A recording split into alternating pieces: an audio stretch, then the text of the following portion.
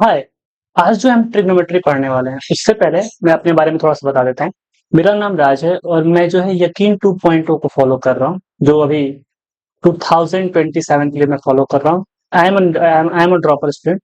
और जो मैं टीचर फॉलो कर रहा हूँ ना, जो मैं टीचर फॉलो कर रहा हूँ सॉरी जो मैं टीचर फॉलो कर रहा हूँ फिजिक्स में फिजिक्स में सबके प्यारे एम आर सर को फॉलो कर रहा हूँ, जो मेरे फेवरेट है एम आर सर।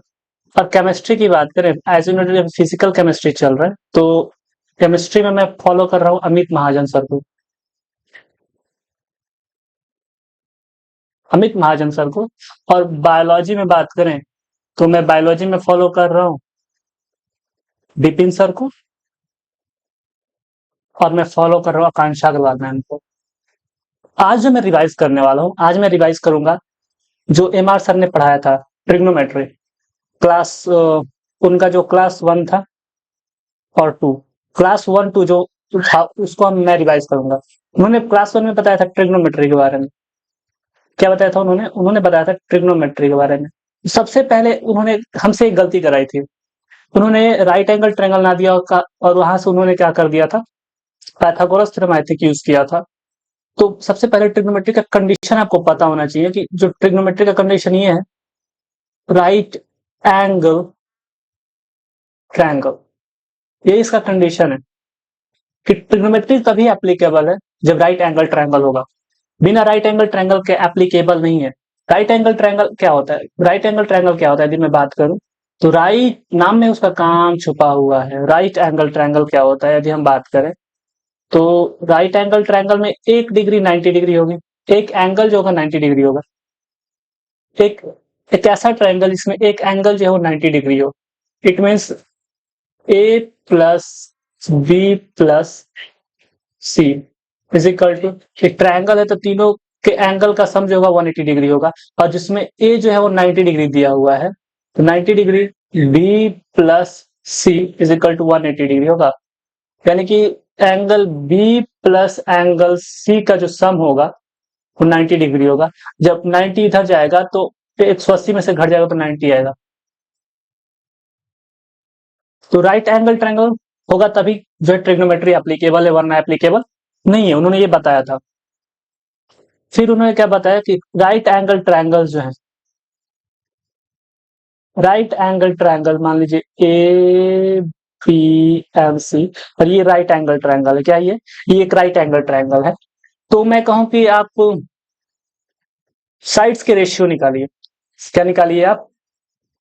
तो एक और बात बता देता हूं पहले। जो 90 डिग्री है उसके अपोजिट साइड जो होता है हाइपोटेनस होता है। जो 90 डिग्री है उसके अपोजिट साइड में हाइपोटेनस होता है। परपेंडिकुलर ये भी हो सकता है, परपेंडिकुलर ये भी हो सकता है, बेस ये भी हो सकता है, बेस ये भी हो सकता है। वो डिपेंड करता है इस बात पे कि आपने किस एंगल के रेफरेंस में बात किया है। मान लीजिए मैं एंगल, सॉरी, जनरली हम तो इसी को एंगल कंसीडर करते हैं। मान लीजिए मैंने इसको एंगल कंसीडर किया, क्या अल्फा, मैंने क्या कंसीडर किया अल्फा। तो इस अल्फा के रेस्पेक्ट में, इस अल्फा के रेस्पेक्ट में जो अपोजिट साइड है, उसके अपोजिट साइड जो है ए सी, ये क्या हो जाएगा, ये परपेंडिकुलर हो जाएगा। ये क्या हो जाएगा, ये परपेंडिकुलर हो जाएगा। और अल्फा जो है जिस साइड्स के बीच में बना है, हाइपोटेनस के अलावा एक और साइड है, वो हो जाता है बेस। क्या हो जाता है वो? ये होता है बेस। तो आपको पता होना चाहिए कि हाइपोटेनस जो है, हाइपोटेनस जो होता है अपोजिट साइड होता है। क्या होता है? Opposite side to what? Opposite side to 90 degree. अब बात करते हैं परपेंडिकुलर की। परपेंडिकुलर जो होता है वो क्या होता है? अपोजिट साइड होता है। Opposite side to, opposite side to reference angle. Opposite side to reference, sorry, reference angle opposite side होता है टू द रेफरेंस एंगल। यदि मैं बेस की बात करूं, तो बेस जो होता है वो होता है side between, side between reference angle and 90 degree. समझे? तो ध्यान से सुनो, मैंने बोला अपोजिट साइड।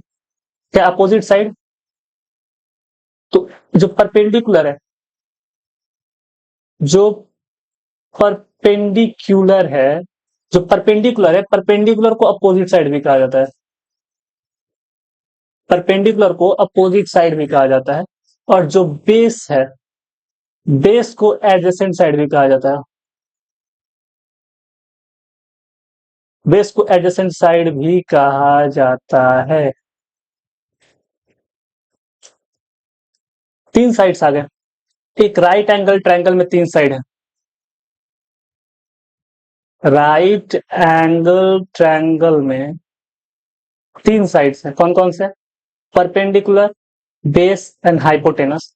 तो मैं इन ये 3 साइड्स हैं, तो इन 3 साइड के कितने रेशियोज बन सकते हैं? दो, अभी इस बात है, 2 साइड्स का एक रेशियो बनेगा तो कितने कॉम्बिनेशन बन सकता है? ये जो टोटल इनके कॉम्बिनेशन जो है वो 6 कॉम्बिनेशन बन सकते हैं। कितने? 6। 1, 2, 3, 4, 5, यहां पे कर लेते हैं 5 एंड 6। तो पहला कॉम्बिनेशन होगा परपेंडिकुलर अपॉन, क्या बन सकता है? परपेंडिकुलर हाइपोटेनस बन सकता है। दूसरा हाइपोटेनस अपॉन परपेंडिकुलर बन सकता है। और तीसरा बन सकता है तीसरा बन सकता है बेस अपॉन हाइपोटेनस। चौथा हाइपोटेनस अपॉन बेस। पांचवा परपेंडिकुलर अपॉन बेस। और छठा बेस अपॉन परपेंडिकुलर। यही 6 कॉम्बिनेशन पॉसिबल है। यही 6 कॉम्बिनेशन पॉसिबल है। तो ये जो है साइड्स के रेशियोज है, साइड के रेशियो है, ये भी ऑब्वियस बात है। साइड का रेशियो है तो परपेंडिकुलर का कुछ लेंथ होगा, मीटर कुछ लेंथ होगा, और हाइपोटेनस का कुछ लेंथ होगा। दोनों ही सेम फिजिकल क्वांटिटी है, तो जो उसकी यूनिट होगी वो कट जाएगी। तो क्या आ जाएगा? सिर्फ सिर्फ यहाँ पे नंबर्स आएंगे, यानी कि ये जो आएगा यूनिट लेस आएगा, डायमेंशन लेस आएगा, क्योंकि सेम फिजिकल क्वांटिटी है। और इसी को परपेंडिकुलर और हाइपोटेनस को हम लोग क्या कह देते हैं? Sine theta. मैंने एक स्पेसिफिक नेम दे दिया। तुम्हें तो पहले से पता है ना कि परपेंडिकुलर और बेस जो होता है वो डिपेंड करता है कि कौन सा एंगल की हम बात कर रहे हैं।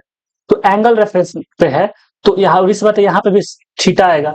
तो साइन थीटा जो परपेंडिकुलर और हाइपोटेनस है, परपेंडिकुलर और जो हाइपोटेनस है उसको मैंने एक स्पेसिफिक नेम दे दिया, क्या? Sine theta. साइन थीटा यानी परपेंडिकुलर अपन हाइपोटेनस। ये जो होता है ये होता है कॉसेक थीटा, उसी का उल्टा। ये जो होता है ये होता है तुमको कॉस थीटा। और ये जो होता है ये होता है सेक थीटा। और ये जो होता है टैन थीटा। और ये जो होता है कॉट थीटा। ठीक है। तो अब मैंने क्या कहा? रेशियोज को मैंने एक स्पेसिफिक नाम दे दिया है। जो साइड्स की रेशियो है वो मैंने उसको स्पेसिफिक नेम दे दिया है, sine theta, cos theta, tan theta. और इसी को क्या कहते हैं? जो स्पेसिफिक नेम है इसी को क्या कहते हैं? हम लोग ट्रिग्नोमेट्रिक फंक्शंस कहते हैं। What we call it? We call it trigonometric function. तो ट्रिग्नोमेट्रिक फंक्शन है क्या? साइड्स के रेशियोज हैं। तो ये क्या है? ये सब ट्रिग्नोमेट्रिक फंक्शंस है। मैंने स्पेसिफिक नाम दे दिया, sine theta, cos theta, tan theta, cot theta, sec theta और कॉसेक थीटा। ये सब क्या है? ये सभी ट्रिग्नोमेट्रिक फंक्शंस हैं। क्या है ये साइड्स के रेशियोज को स्पेसिफिक नेम दे दिया गया। इसको हम लोग क्या कहते हैं? इसको कहते हैं हम लोग ट्रिग्नोमेट्रिक फंक्शन। ये सब क्या है? Trigonometric functions. ये सब ट्रिग्नोमेट्रिक फंक्शंस हैं। तो इसको मैं कहना चाहूं तो इसको कहेंगे क्या? ट्रिग्नोमेट्रिक रेशियोज कहेंगे। और ये सब क्या हो जाएंगे? ये सब क्या हो जाएंगे? यदि मैं एक सेकंड को थोड़ा कलर चेंज कर लेता हूँ। यदि मैं इसकी बात करूं तो ये सब क्या हो जाएंगे? ये सब हो जाएंगे ट्रिग्नोमेट्रिक रेशियोज। क्या हो जाएंगे ये सब ट्रिग्नोमेट्रिक रेशियोज हो जाएंगे। ट्रिग्नोमेट्रिक रेशियोज को हमने एक स्पेसिफिक नेम दे दिया, उसको कहते हैं ट्रिग्नोमेट्रिक फंक्शंस। और टोटल 6 तरह का ट्रिग्नोमेट्रिक फंक्शन पॉसिबल है। तो एज वी नो दैट कि साइन थीटा जो है वो होता है परपेंडिकुलर अपॉन हाइपोटेनस। ठीक है। और जो कॉसेक थीटा है, कॉसेक थीटा जो होता है वो होता है हाइपोटेनस अपॉन परपेंडिकुलर। तो क्या मैं ऐसे लिख सकता हूं? यदि मैं कॉसेक थीटा लिखना चाहूं, सॉरी, यदि मैं कॉसेक थीटा लिखना चाहूं तो क्या मैं इसको ऐसे लिख सकता हूं? कॉसेक थीटा लिखना है मेरे को, तो क्या मैं इसको ऐसे लिख सकता हूँ? परपेंडिकुलर और इक्वल अपॉन हाइपोटेनस, ऐसे लिख सकता हूँ। 1 अपॉन परपेंडिकुलर हाइपोटेनस। जब इसको मैं सॉल्व करूंगा 1 अपॉन 1 आएगा, ये हाइपोटेनस अपॉन परपेंडिकुलर आ जाएगा। क्योंकि जब ये ऊपर जाएगा तो वो क्या हो जाएगा? डिनोमिनेटर न्यूमरेटर बन जाएगा। तो यहाँ पे आएगा hypotenuse upon perpendicular is equal to what? Cosec theta. Same चीज आ गई। तो मैं यहाँ से आगे सॉल्व करता हूँ। कॉसेक थीटा है, ठीक है। Cosec theta 1 upon perpendicular upon hypotenuse क्या होता है, साइन थीटा। तो ये निकल कर आया cosec theta is equal to 1 upon sine theta, या फिर sine theta is equal to 1 upon cosec theta. क्योंकि जब ये डिवीजन में तो इससे चल जाएगा मल्टीप्लीकेशन में हो जाएगा। यहां से एक और बात पता चली हमें, वो ये कि कॉसेक थीटा इंटू जब इधर जाएगा तो मल्टीप्लीकेशन में हो जाएगा sine theta is equal to 1, ये भी पता चला हमें। चलो वेरीफाई कर लेते हैं इसको, क्या करते हैं इसको वेरीफाई कर लेते हैं। वेरीफाई करते हैं कॉसेक थीटा क्या होता है, कॉसेक थीटा होता है तुमको हाइपोटेनस अपन परपेंडिकुलर, साइन थीटा क्या होता है परपेंडिकुलर अपन हाइपोटेनस। यहां से ये गया, यहां से ये गया, आया 1, यानी जो हमने लिखा वो सही लिखा था, जो हमने लिखा वो सही लिखा था। इसी तरह जैसे अभी हमने लिखा साइन थीटा के बारे में, तो क्या यही चीज हम कॉस थीटा लिख सकते हैं, ऑब्वियस सी बात है कि लिख सकते हैं cos theta is equal to 1 upon sec theta, आएगा बिल्कुल। फिर से आ सकता है ये क्या, cos theta into sec theta, cos theta into sec theta is equal to what 1। फिर sec theta is equal to 1 upon cos theta, no problem. अब इसी तरह से यदि हमें tan के लिए लिखूं तो कोई दिक्कत, tan theta is equal to 1 अपॉन कॉट थीटा, ठीक है। या फिर cot theta is equal to 1 अपॉन tan थीटा, या फिर cot theta into tan theta is equal to 1। तो अभी तक हमने क्या पढ़ा कि 6 तरह के ट्रिग्नोमेट्रिक रेशियोज हो सकते हैं। ट्रिग्नोमेट्रिक रेशियोज क्या होते हैं, जो साइड्स के रेशियोज हैं। तो जो ट्रिग्नोमेट्रिक रेशियोज है, ट्रिग्नोमेट्रिक रेशियोज जो है, ट्रिग्नोमेट्रिक रेशियोज जो हैं वो क्या है, ऑब्वियस बात है यूनिटलेस है।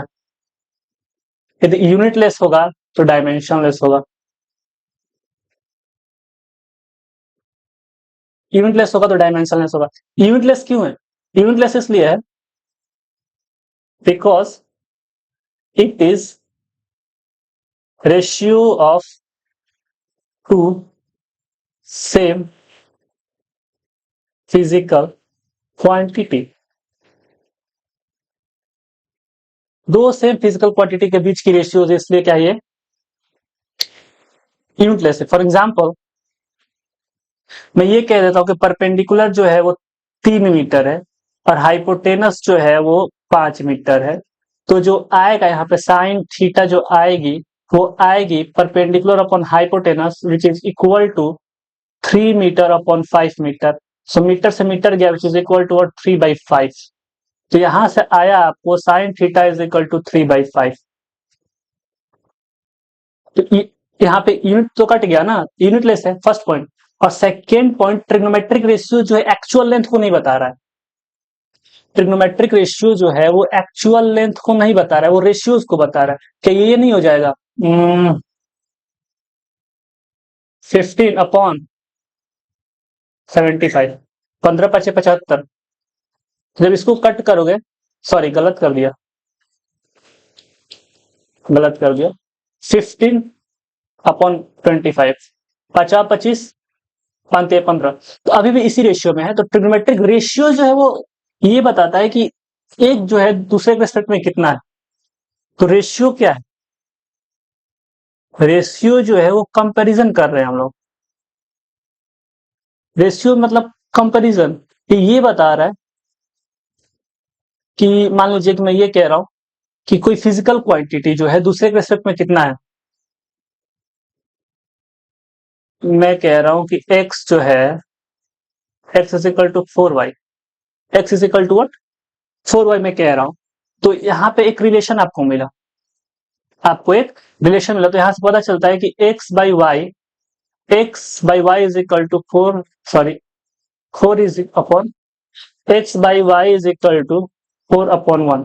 यानी कि यहां से ये पता चलता है कि यहां से क्या पता चलता है कि x जो है ना, x is 4 times of y। यहां से ये पता चलता है कि x जो है वो 4 गुना है कंपेयर टू y। तो रेशियो हमें एक्चुअल डेटा को नहीं बताता है, रेशियो जो है हमें, रेशियो जो है doesn't gives info about actual amount. ये एक्चुअल अमाउंट का इंफॉर्मेशन नहीं दे रहा है। ये बता सकता है कि x की तुलना में y कितना टाइम से, कितने टाइम से, पर ये एक्चुअल डेटा को नहीं बता रहा होता है। अब दूसरा पॉइंट हम दूसरी चीज पढ़ते हैं। दूसरा चीज हम पढ़ते हैं क्या, पाइथागोरस थ्योरम मास्टर ने पढ़ाया था, जो एमआर सर है हमारे गुरुजी, उन्होंने पाइथागोरस थ्योरम के बारे में बताया था। उन्होंने क्या बताया था, पाइथागोरस थ्योरम के बारे में बताया था। नो प्रॉब्लम, इसको पढ़ लेते हैं। इसका भी कंडीशन आपको पता होना चाहिए। इसका भी कंडीशन ये है कि ये भी राइट एंगल ट्रायंगल पे ही एप्लीकेबल है?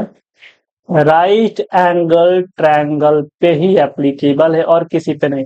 जब राइट एंगल ट्रायंगल होगा तभी पाइथागोरस थ्योरम लगेगा।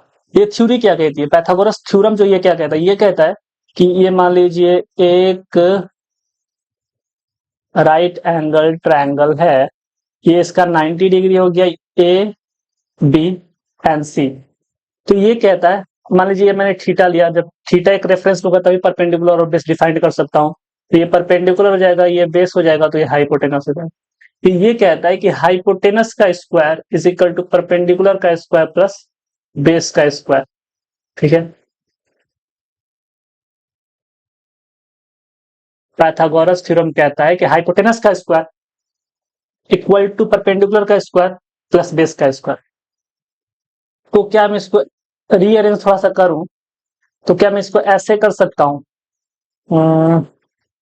टेकिंग रूट बोथ साइड,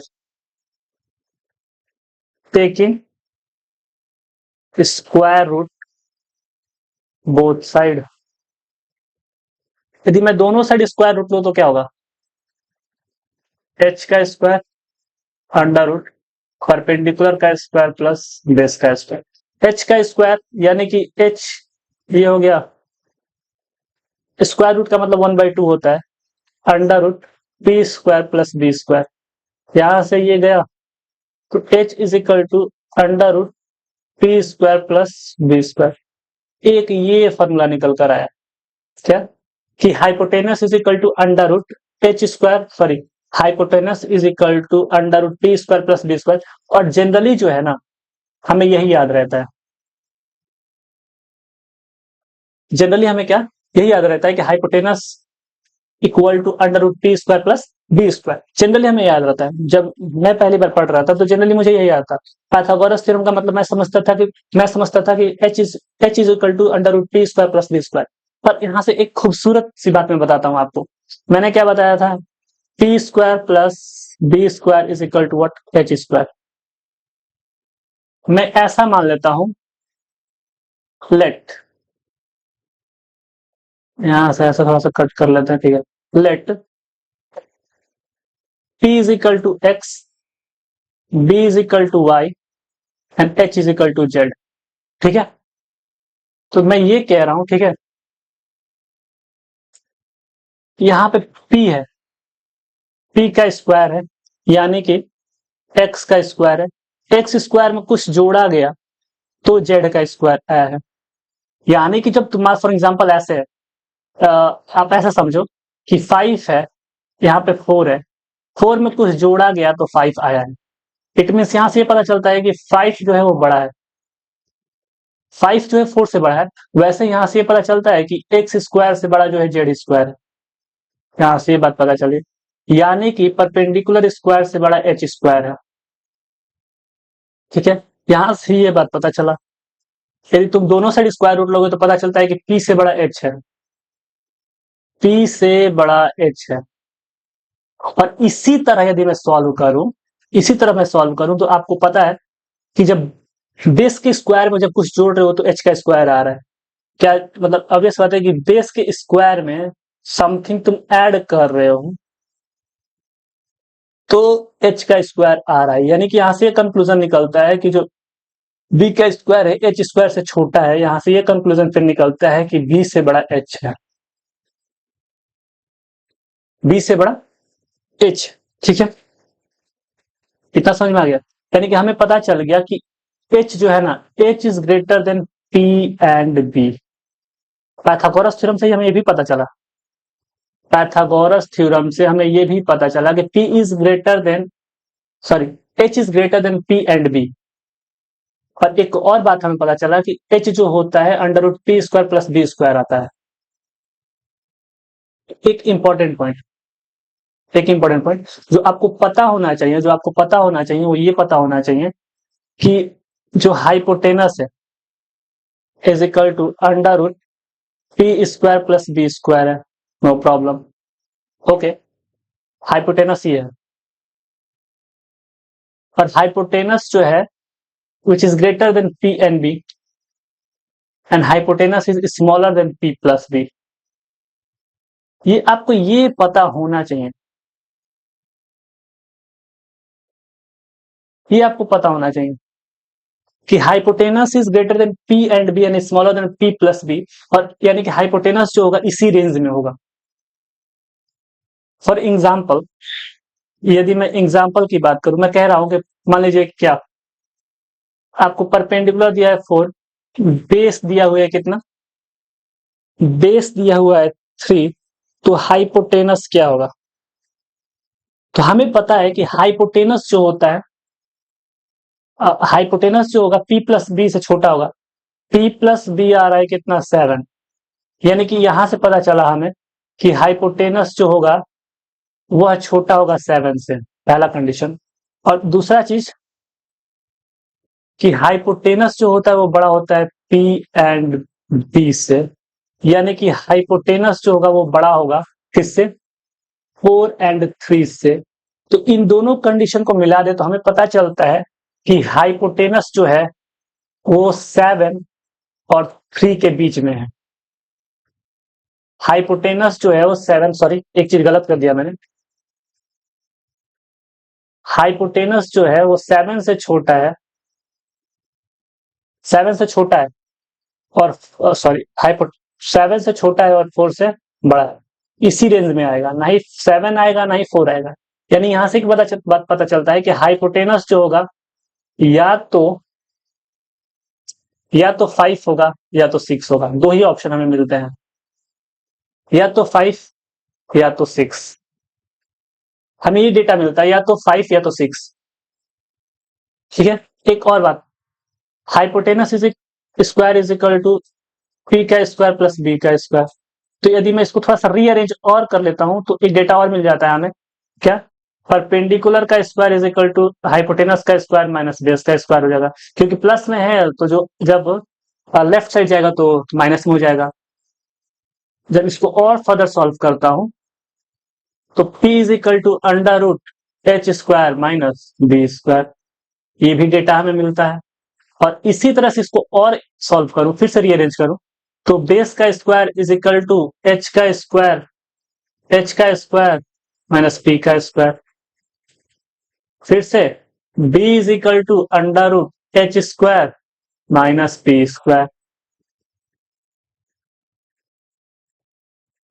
तो देख भाई, थोड़ा सा देख लेते हैं,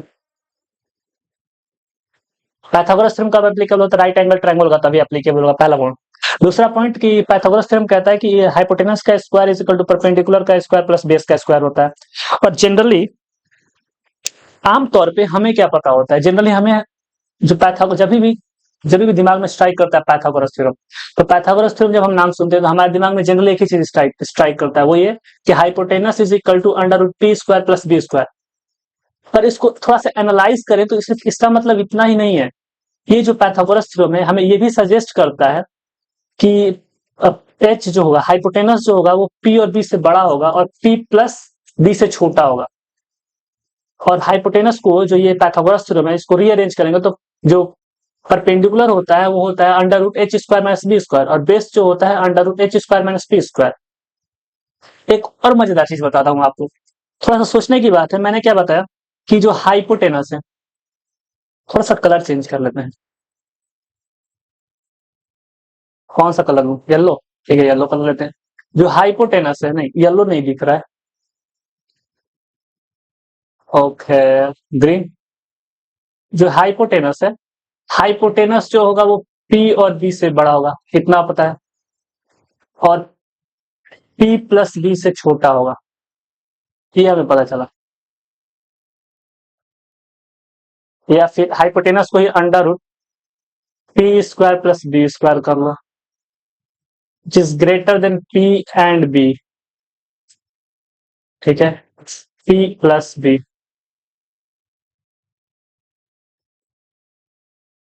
यहां पे मैं आऊंगा, यहाँ पे हम इस पे बात करेंगे, लेकिन थोड़ा सा पहले कुछ और बात कर लेते हैं। यहाँ पे आएंगे हम, लेकिन थोड़ा सा और पहले बात कर लेते हैं, ठीक है। मैं बात कर लेता हूँ, थोड़ा सा फील लेते हैं कैसे। मैंने बोला कि hypotenuse is greater then P plus B, मैंने बोला ना, थोड़ा इसको फील करते हैं। क्या करते हैं, इसको हम लोग थोड़ा सा फील करते हैं कि कैसे है, कैसे मैं कह रहा हूँ। मैं कहूंगा तो मान लोगे नहीं, देखो फील करते हैं इसको। पाइथागोरस थ्योरम कब एप्लीकेबल होता है, राइट एंगल ट्रायंगल पे एप्लीकेबल होता है, ठीक है।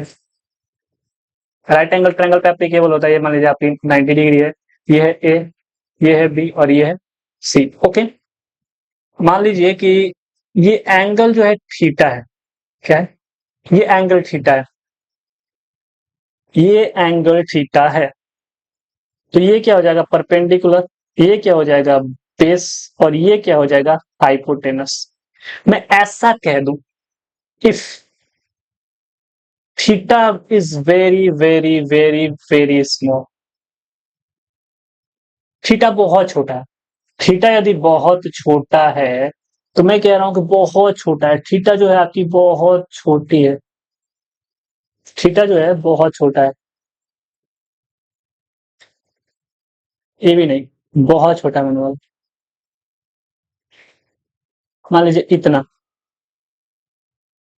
ये मैंने कह दिया अल्फा, थीटा बहुत छोटा है, जब बहुत छोटा है तो पी जो होगा ये पी जो होगा ये भी बहुत छोटा होगा, इसको मैं पी नॉट कह रहा हूं, तो पी नॉट छोटा होगा बहुत किससे, पी से, ठीक है। ठीक, कोई प्रॉब्लम नहीं है। थोड़ा सा मैं थीटा बढ़ाऊं, तो थीटा बढ़ाऊंगा तो ये थोड़ा सा ऊपर जाएगा, और थीटा बढ़ाऊंगा तो ये थोड़ा सा ऊपर जाएगा, और थीटा बढ़ाऊंगा तो परपेंडिकुलर जो है वो बढ़ता जाएगा।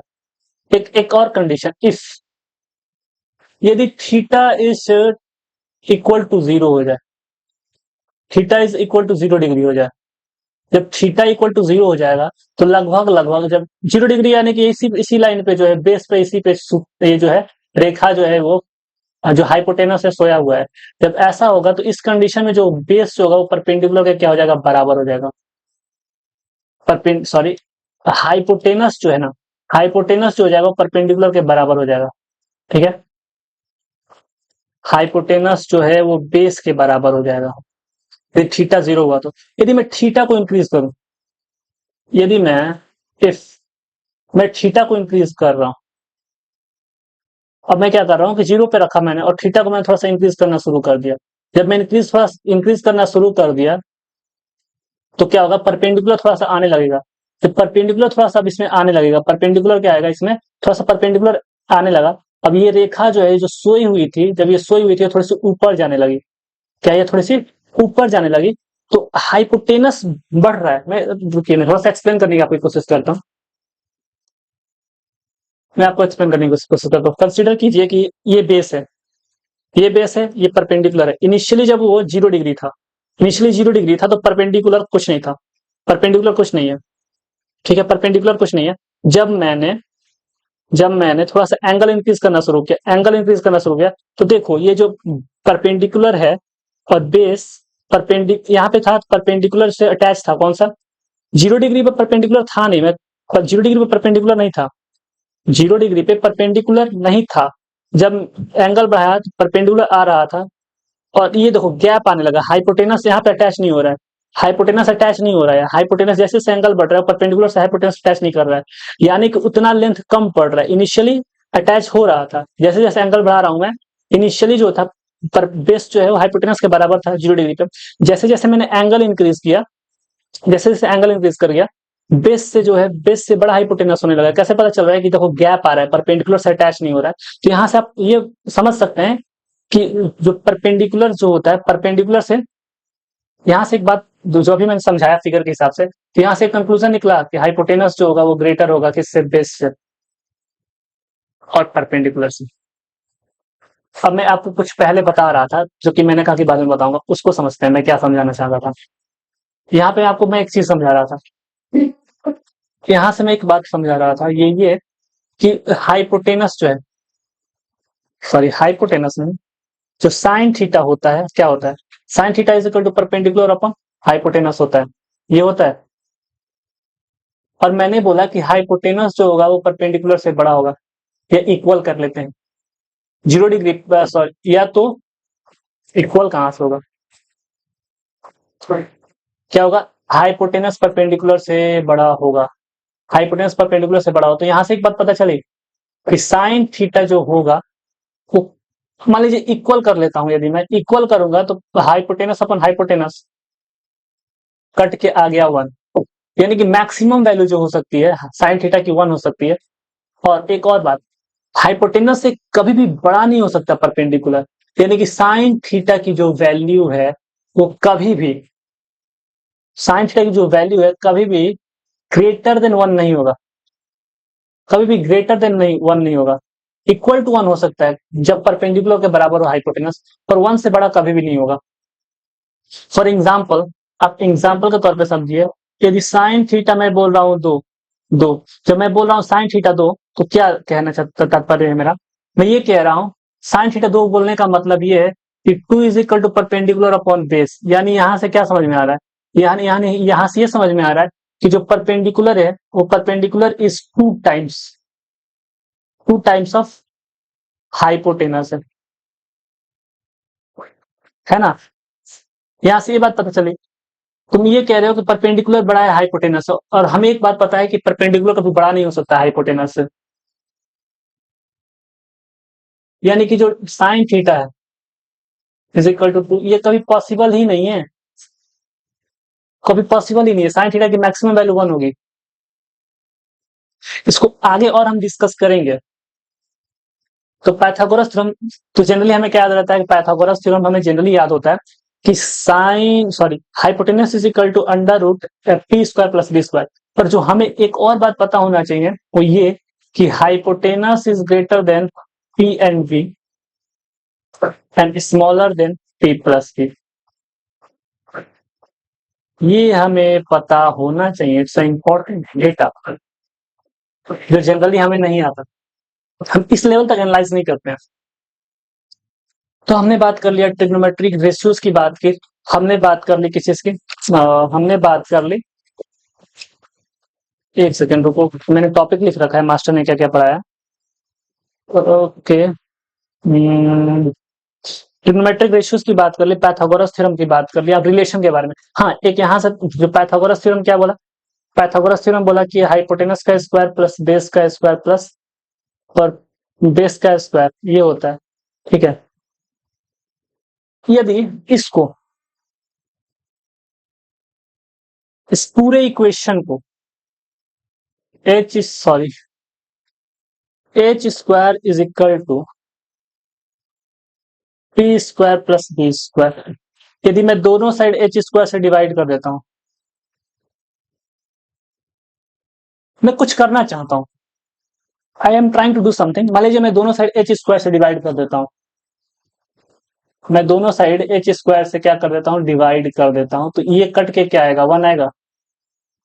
यहाँ प्लस है, मल्टीप्लीकेशन में नहीं है, यानी कि एच स्क्वायर जो है दोनों टर्म्स पे है, यानी कि P square upon H square plus B square upon H square, यहां से ये मिला, यानी कि पी प्लस और पी बाई एच दोनों पे एच स्क्वायर है, स्क्वायर है तो इसे ऐसे लिख सकते हैं, इसको बी अपॉन एच का होल स्क्वायर ऐसे लिख सकते हैं।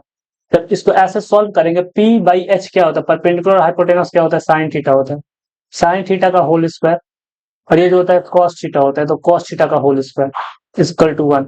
थोड़ा सा खूबसूरती के लिए इसको हम ऐसे लिख लेते हैं, sine square theta plus cos square theta, no problem, इसमें कोई दिक्कत नहीं है। हमने 10th या 9th में पढ़ा था कि साइन थीटा है, साइन थीटा का होल स्क्वायर है, तो हम लिख सकते हैं साइन स्क्वायर थीटा, क्योंकि साइन थीटा एक सिंगल एंटिटी है, तो इस तरह से इसको ट्रीट किया जा सकता है, कोई प्रॉब्लम नहीं है। तुम्हारा कंफ्यूजन आ सकता है, इसको और भी हम क्या, इसको और भी एनालाइज करेंगे, तुम्हारा कंफ्यूजन आ सकता है यहाँ पे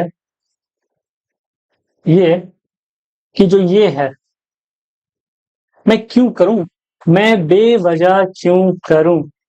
थोड़ा सा मैं अभी रोक रहा हूं थोड़ी देर के लिए।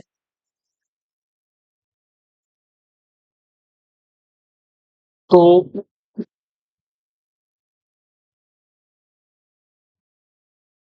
मैंने थोड़ी देर के लिए रोका था, थोड़ा फ्रेश होने गया था।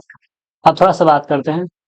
हाँ, मैंने क्या बोला था कि आपको कंफ्यूजन आ सकता है कि मैं एच स्क्वायर से डिवाइड करूं, तो कोई प्रॉब्लम नहीं है। आप फिजिक्स में या फिर कहीं भी एक नियम अप्लाई कीजिएगा, क्या, कि जो एक्स है, मान लीजिए मैं कह रहा हूं कि एक टर्म है एक्स, मैं एक्स को क्या लिख रहा हूं, मैं बोल रहा हूं कि एक्स जो है वाई है। एक्स, सॉरी ऐसे नहीं, ऐसा समझिए, एक्स इज इक्वल टू 8 दिया हुआ है, कितना, 8 दिया हुआ है। तो मैं एक्स को मैं कुछ भी लिख सकता हूं, कुछ भी लिखो, कुछ भी लिखो, कुछ भी लिखो, लेकिन बैक सॉल्व करने पर, बैक सॉल्व करने पर एक्स इज इक्वल टू 8 आना चाहिए। मैं कहना क्या चाहता हूं अभी मैं बताता हूं। देखो, मैं ये कह रहा हूं कि मैंने क्या बोला,